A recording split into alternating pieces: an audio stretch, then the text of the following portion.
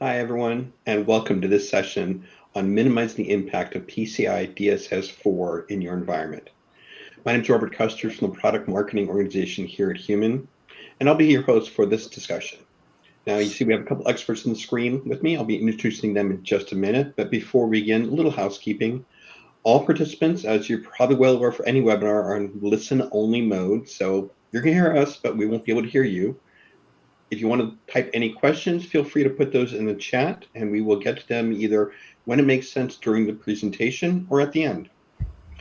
This presentation will examine the current requirements for PCI DSS 4 that went into effect March earlier this year, and the payment and how these requirements will affect you. These requirements will affect anyone with a payment page or application that accepts credit cards, debit cards, anything like that. And we are honored to have, so for my guesstimate, the session will go about a half hour. It's really going to be driven by you, though. If you have any questions, we'll go as long as it makes sense to answer the questions. And I'm honored to have two distinguished guests with me today, experts in cybersecurity and PCI DSS. First, from SADA is Rocky Giglio. Rocky is a leading technical sales and business development executive with over 25 years of experience. He's worked with various partner organizations, helping them build, secure, and scale their go-to-market strategy for cloud and end-user computing, app modernization, and data center solutions. He sits on the advisory board for a logistics company, Pastors a Church, and advises several organizations on security and growing strategy. Thank you, Rocky, for joining us. Good to be here, Robert. And with us also is one of the founding members of the PCI Dream Team, David Mundhenk. David holds more certifications than I have time to list, but it's mostly an IT, security, and PCI governance, risk, and compliance consultant with executive multi-organizational experience providing professional security services to businesses and government entities worldwide. Since 2007, he has also authored and co-authored many articles on cybersecurity and PCI DSS compliance, including the definitive guide to PCI DSS 4, available at almost all bookstores, and I know it's on Amazon today. So thank you also for joining me, David. So today's topic really is around PCI DSS 4. So I'm going to ask you both, starting with you, David, what's your customer's level of concern right now with PCI DSS 4? Well, first of all, thanks to Human for having us. Secondly, my concerns have actually sort of compounded since I've actually started doing some PCI DSS 4 assessments. When I work with my colleagues, on the PCI Dream Team to create the definitive guide to PCI DSS 4, I don't think any of us really had completed any assessments with respect to that framework before you actually wrote the book. Now that we've written the book, we are talking already about having a revision, revising it, because my experience so far is that, first of all, most of my clients are very ill prepared to not only fully understand what they're on the hook for, but second of all, really do not understand what they're required to do to actually establish compliance. So there are a lot of lessons learned there, essentially, and we can get into that in a little more detail. But at the end of the day, most of my clients are really struggling with it, and I know a lot of QSAs and QSA firms also did not anticipate the level of heavy lifting and the amount of work that is going to have to go into completing these assessments. Great. So Rocky, what's your customer's discussion on PCI DSS 4? Yeah, it's been a lot of the same. I mean, PCI 4 has some key changes, that David highlights, I know, in the book, but also just as we talk to customers, you see a lot of those themes beginning to emerge. A lot of the discussion has been, we're still going to get to that. So I think there's probably a number of folks even listening today who are in that boat of, we're doing as much as we can. We've got some of the boxes checked. There's still more work to be done. But that seems to be the general sense. There's also been a little bit of a shift. And, David, I'd love to chat about your thoughts as well as we go through the day, just how PCI 4 brings some of these general good security practices forward that I think, should help us prioritize a little bit more here in PCI 4. So I'm excited about that movement. But again, I think that amongst our customer base, it's that same challenge of, there's things here that we're doing that we need to be doing, but we haven't yet gotten to everything on the list yet. So that's been the general consensus, I think, right now. All right. So the audience listening, if you are not quite comfortable yet, it sounds like you're not alone. So there's a lot to work on. And so David, since you've done a couple of audits under PCI DSS 4, what did you learn? What was the difference from 3.2.1 to 4 that you saw? Well, so PCI DSS 4, it's quite a quantum leap from the previous framework. I like some things about it, and I think the PCI Security Standards Council should be commended for putting a lot of effort into clarifying what the requirements are and what they're actually looking for, and that's to their credit, and I think everybody's benefiting from that. But the challenges that a lot of my clients are facing is that they did not anticipate the level of detailed documentation required of processes and procedures. Most of them have been embracing documenting policies for years, but other than cryptographic key administration stuff that was required in 3.2.1, they really have not done a great job of documenting how they do stuff. And if you check through the entire framework, the standard itself, each requirement has multiple requests for detailed documentation on processes and procedures. And what I'm also finding is a lot of the clients that I have, that they're not just saluting PCI DSS, they're saluting all these other different frameworks from a compliance perspective. And they just, it kind of reminds me of when my son was a teenager and he was trying to do his homework. He would do the minimum level of effort required to get credit for doing something, but it still wasn't sufficient. And that's kind of what I'm running into with a lot of my clients. They just want to get that check mark and move on. And we go back and forth about, they'll submit stuff and I'll review it and I go, well, that's great, but it's not sufficient and it doesn't meet the spirit and intent of the standard. So that's a huge part of it right there. Okay. And Rocky, for you, quick question. I think when PCI DSS first started out, almost everyone was on-prem. There was none of this cloud stuff. There may be some client server, but I'm sure 90%, maybe even 100% of your clients have a direction to move to cloud. Any idea how these changes will affect customers as they go from on-prem to cloud or even some hybrid deployment? Yeah, I think, in summary, I don't know that there's a big change, right? It's the same challenges we've always had. We've got all these systems that are connected to each other. There's layers of systems. There's payment outsourcers, merchants, all that kind of stuff that are involved in these transactions. So protecting the data, protecting the systems, doing the encryption, right? You really do take some of those same challenges forward. Now, where that changes a little bit in the cloud is the speed at which we can deploy new systems, environments, all of those things, right? That have gotten much easier. There's third-party services that are easier to integrate with things like marketplaces and all that. So while it's the same challenge in a sense, there's also these new elements of scale and operations and the way that we're trying to operate that do change a little bit. And so I see that quite a bit just in general in the security space, where best practice is to move more towards code-driven infrastructures, things like that are starting to make their way back down on-prem. I think still a lot of folks struggle on the on-prem side with that. But as we get into cloud practice, those things give us better, give us an easier way, maybe. I don't know if that's really the right answer, because as David just pointed out, right, we still struggle with a lot of the things that go along with it. But I think the challenge remains really the same as always, which is we need to be thinking about security through system design and implementing it through system design, whether it's cloud, on-prem, hybrid, network design. All of those elements need to have security baked in up front, or you're going to just constantly be chasing your tail, trying to get caught up. Yeah, one thing I fear about cloud is that it does allow different groups inside an organization to kind of spin up their own things, and that kind of breaks compliance on its own way.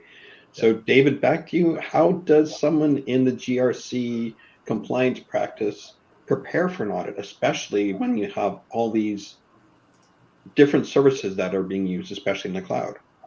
Well, Rocky actually has touched on a couple of really important points. Number one is the speed and scale and the capability to deploy stuff, especially in the cloud, at will. A lot of my clients are essentially tearing down their cloud environments, rebuilding them on a 24/7 basis. And that creates a level of complexity that it has to do with the speed and the scale of deployment and operations and whatnot. But at the same time, these environments are incorporating new technologies like serverless and container stuff, right, for applications. And the traditional way of looking at software development lifecycle, secure software development lifecycle stuff, it still applies. But if you're doing agile, nobody's doing really waterfall anymore. So you have to be very smart and strategic about where you apply your security design, evaluation, and testing and quality assurance. And that has to all be, and Rocky's right, it has to all be baked into the process. And what I'm seeing is that a lot of people are still playing catch up with that. And I'm a big fan of the Microsoft Secure Development Lifecycle framework, where essentially from soup to nuts, start to finish, you incorporate smart security practices where it is appropriate throughout that life cycle. And what I'm seeing is a lot of clients are really struggling with that. They're just barely trying to keep up with just operating the stuff and making sure that it's as secure as possible, let alone trying to, kind of layer compliance on top of that, right? So they're really struggling with that. I'm a former application security guy. I was a co-fire for 3 years in our application validation team. I used to provide secure code training for folks and secure software development lifecycle stuff for people. I train people on how to do application threat modeling. And what I'm seeing is people are just so in such a reactive mode, it's very hard for them to stay out in front of that stuff. So is there tools or a part of the cycle that makes it easier to document so you can understand it as you go on? Well, so I obviously, once again, I'm a fan of Microsoft's SDL processes. But what's happened is, and I've been evangelizing about this for the last probably 5 or 6 years, as an application security person and a former pen tester, what I've realized is most secure SDLC practices have completely ignored the client-side web browser. And I coined the term a few years back called the Mariana Trench of attack surfaces. The only people who've really been paying attention to the client-side web browser interactions have been, malware creators and social media people and, somewhat unscrupulous marketing people and whatnot. And the reason I coined the term Mariana Trench of attack surfaces is because the Mariana Trench, for years, people have been trying to study it, but it wasn't until 1960 when they took a manned submersible down to 27,000 plus feet to look around that they actually got visibility into that.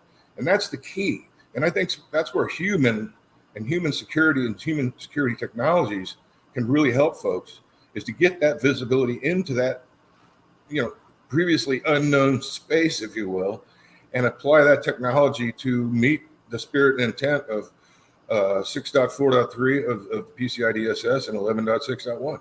So you folks are to be commended for providing that capability. I like the example on 6.4.3.1 where it's talking about you need visibility in the scripts, and you think about script development. And David, you mentioned you've done secured app development, all those things. I mean, the first thing you do when you're building a website, right, is what can I copy paste from somebody else who's built this? And I think that's a great development practice. The challenge, as we all know, is who knows what's in there. And so you call a script that brings in some nice JavaScript functionality that calls another script, you add 10 scripts to your website, you could have 100 scripts that are actually getting called in the end. And so, I think that's where human really shines is in bringing that protection forward. And they didn't pay us to say this, and they're not telling us to say that, by the way, for anybody tuning in. But it is a unique challenge on the website in particular that I think most of us today, we do everything from banking to paying bills to buying a house online. So there's a lot of payment transactions happening there, and those are all done on websites and mobile apps that are running off of scripts that we need to secure. And so I think that's a great tool. I mean, there's a host of other tools, obviously, in the end-to-end security space that you might be looking at.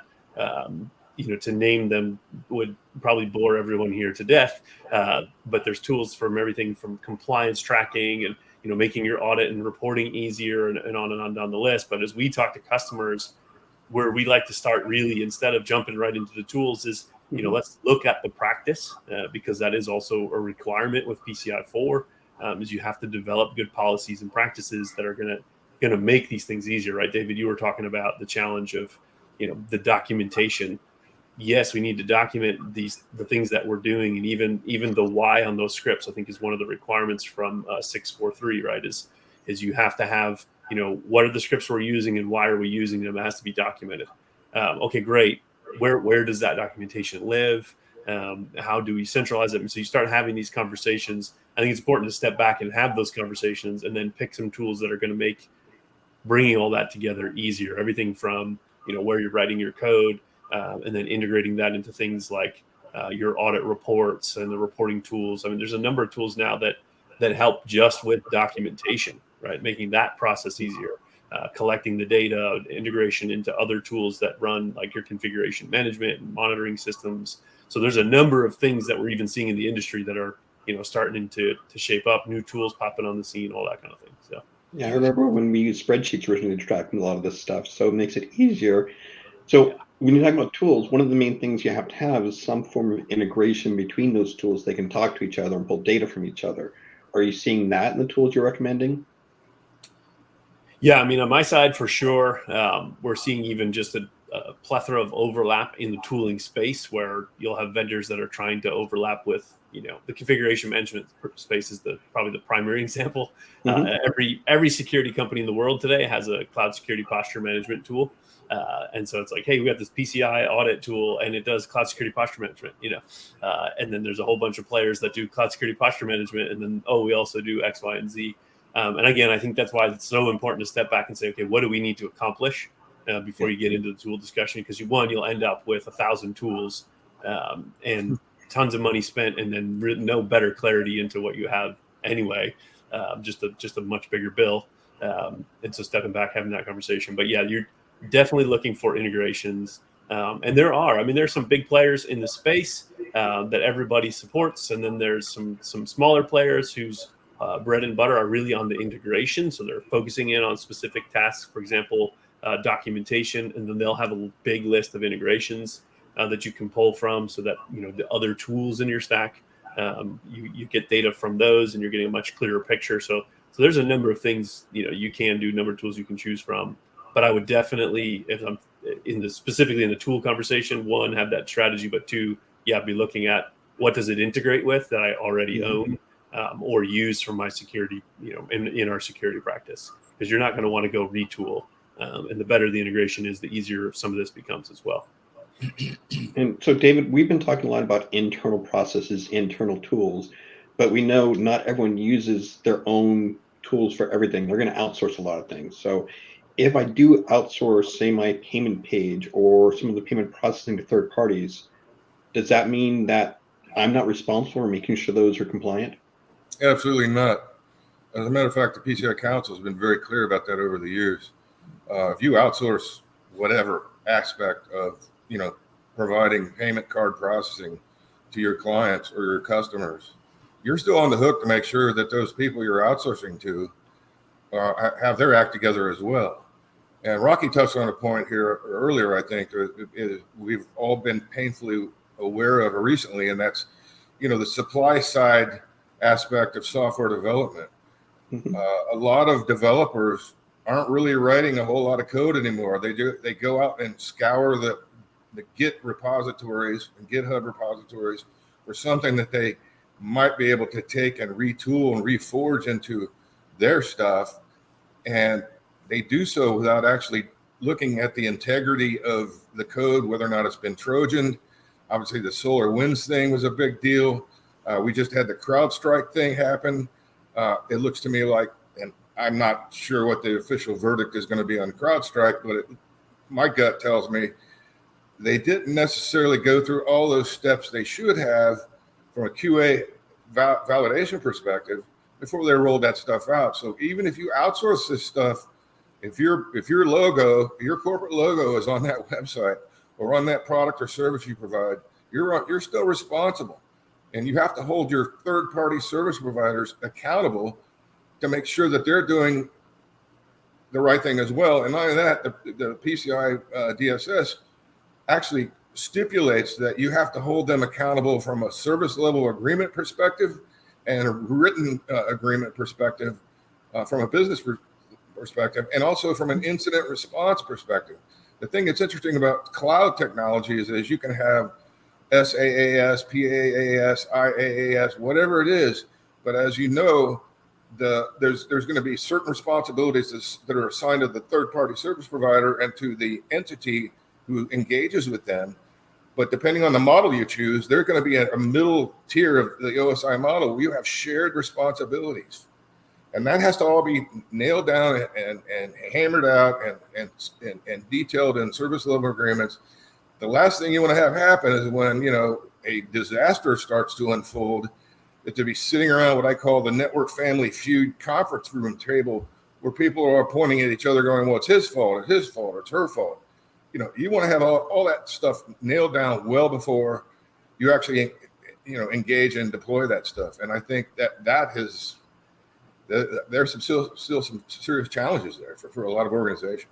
I guess, David, you hit on something that's just become a growing theme, right? I mean, CrowdStrike, that incident, I think really did highlight the fact that there's still a lot of work to be done, just generally speaking, in the patch management space. And the fact that it's now also it's a key part of PCI 4, right? So for customers that are looking for that compliance, vulnerability management falls into something you've got to have covered and you got to have a plan for. And David, you were talking about, then there's the liability elements, all of that. So now you got to have a whole policy discussion. There's a legal discussion to be had. So it's not as simple as just saying, yeah, we're doing patch management, right? You got to say why, you got to say how.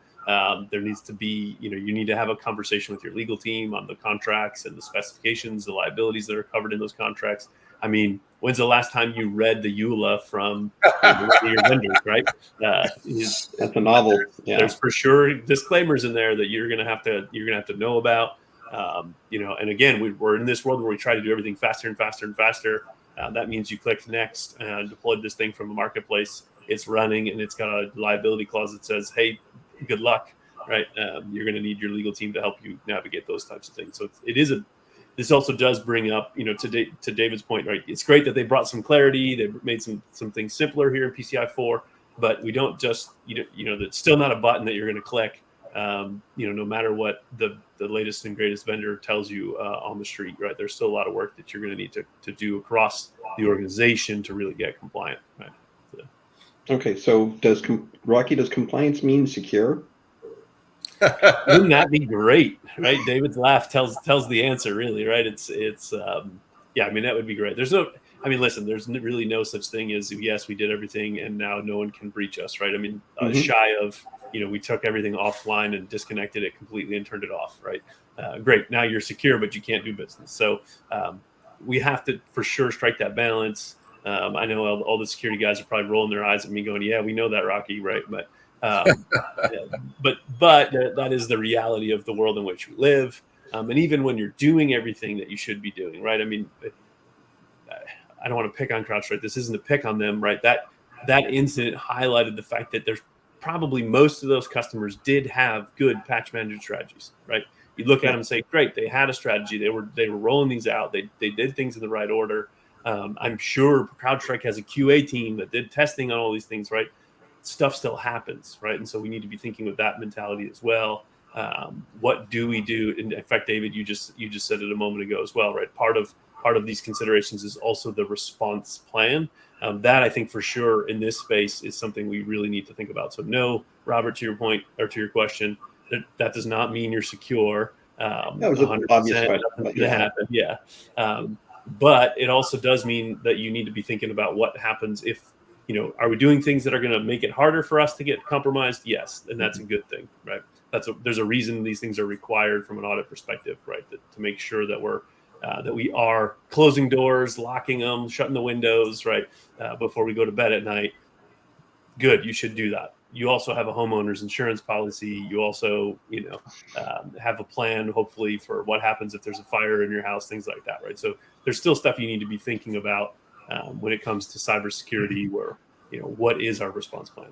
Who do we call? Who's in charge to make sure this all goes around? So, yeah. Great. So the one thing that we hear about in the news recently, I just want to kind of deviate from PCI a little bit, and that's AI, artificial intelligence, machine learning's in the news everywhere. So for both of you, David, let's start with you.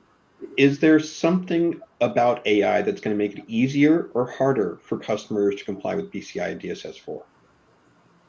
Well, so real quick, the PCI Council has put out a very nice document, a guideline document, as it relates to their perspective on how AI impacts the PCI space.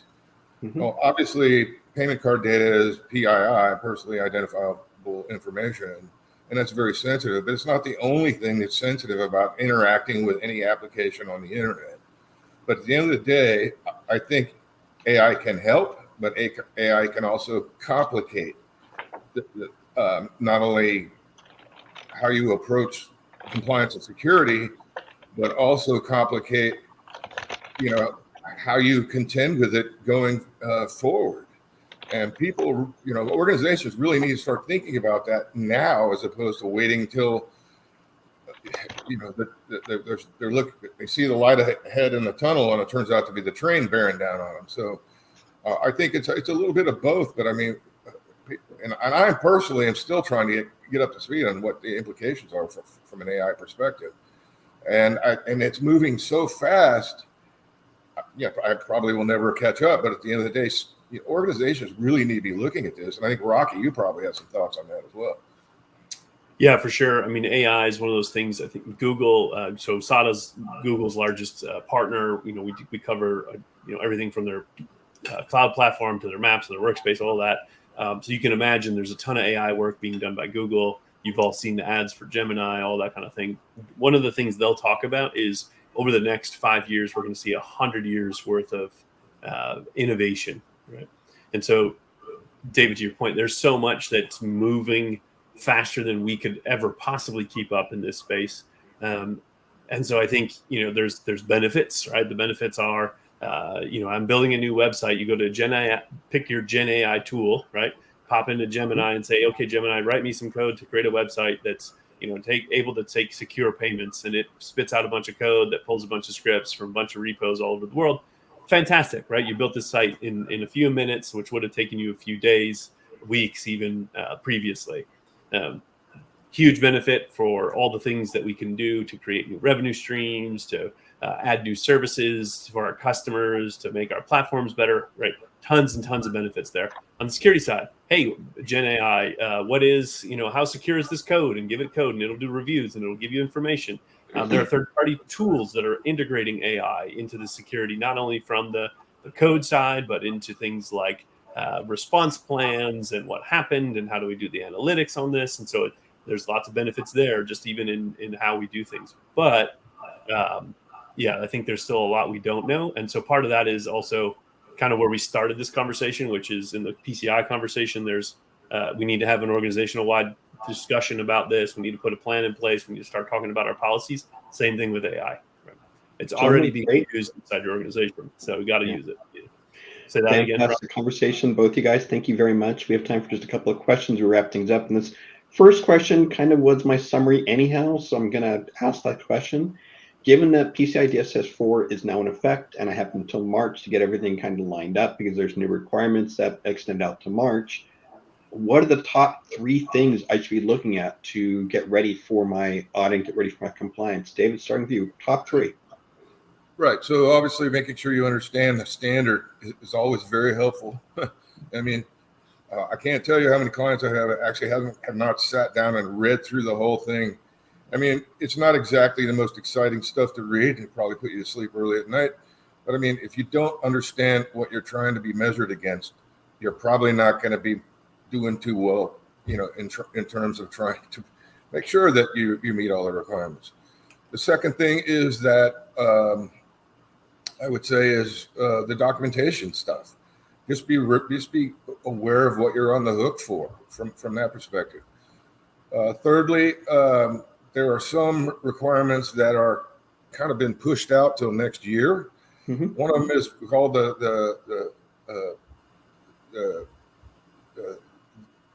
what they call the TRA, the threat risk and detailed threat risk analysis for a lot of the various requirements. You have to actually have that stuff documented and show that some due diligence that you've actually taken care of those requirements well before March of next year. And a lot of people are, they'll just push it out. I'll worry about that next year. It's kind of like the same. It's kind of like trying to work on a 747 while it's actually being flown. Trying to re-engineer that stuff.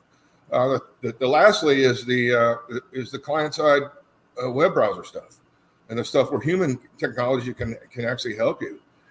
You really need to get some visibility into what's going on there, and you're going to be on the hook at some point in the future if you're taking payment card data over an application on the internet. You're going to be on the hook for understanding, as Rocky stated, all those scripts that are being executed, all those third, fourth, fifth party script calls that are taking place. And not only that, you have to do a trusted risk analysis or a risk analysis of each and every one of those components and be able to justify from a compliance perspective the fact that you're actually using that. Why are you calling these scripts? What are they doing? If you can't get visibility into that, you're not going to be compliant. I mean, it's just the bottom line. And once again, you guys, thumbs up for you folks being able to provide that visibility into that. Thanks, Rocky. And top three from you? Yeah, I mean, top three for me, probably starting at the top with the policy discussion. So have that organizational wide, leadership wide discussion on, what do we need to accomplish? Who are the players here? Who's responsible for which portions of this standard? And how are we going to drive that from a policy perspective? Number two for me is do the basics. So things like starting with a secure foundation. If you're building in the cloud, these are things, SADA we're doing with our customers all the time. So, lay that foundation right, build the security in up front, make sure you've got things like MFA turned on, end to end for all your users. And then the third thing I'd say is probably getting the basic logging in place for all the things that are happening inside your environment. And I know that those three probably sound like, yeah, those are general good security practices, Rocky. What are you talking about? I think that's exactly why they're important, right? It's going to help in all areas of security, but there are very specific things inside PCI 4 that do require those same good practices to be in place. So those are the three things I'd be starting with, and then maybe a fourth as a bonus is get your vulnerability management stuff figured out as well as you go. Great. Well, gentlemen, thank you very much for your time. I think we're pretty much at time here, and I don't want to hold you too much longer. So, Rocky, David, thank you for joining me today for this very informative session. I hope the customers got a lot out of it. Rocky, how can people best follow you for more information? Yeah, easiest way to get a hold of me is check me out on LinkedIn. You can find me at linkedin.com/Rocky Giglio. Easy enough. Also check out SADA. We got a bunch of events coming up, including our ground school, where we'll be spending a lot of time talking about AI and security. So you won't want to miss out on that. Great. Thanks. David, how can people best follow you? I'm on LinkedIn. So just there are not too many Mundhenks other than I think my son's out there. But there are not too many Mundhenks in LinkedIn, so you should be able to find me pretty quickly. All right. Robert, thanks for having us, man.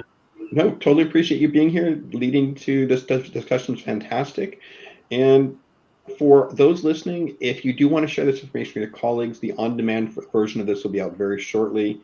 For more information about the pending changes to PCI DSS regulations, check Human Security. We have a white paper on there. And as Rocky mentioned, SADA has their upcoming ground school. Thank you again, both Rocky and David, and thank you all our guests for attending. Thank you, Human. Thank you, Rocky. Thank you, David.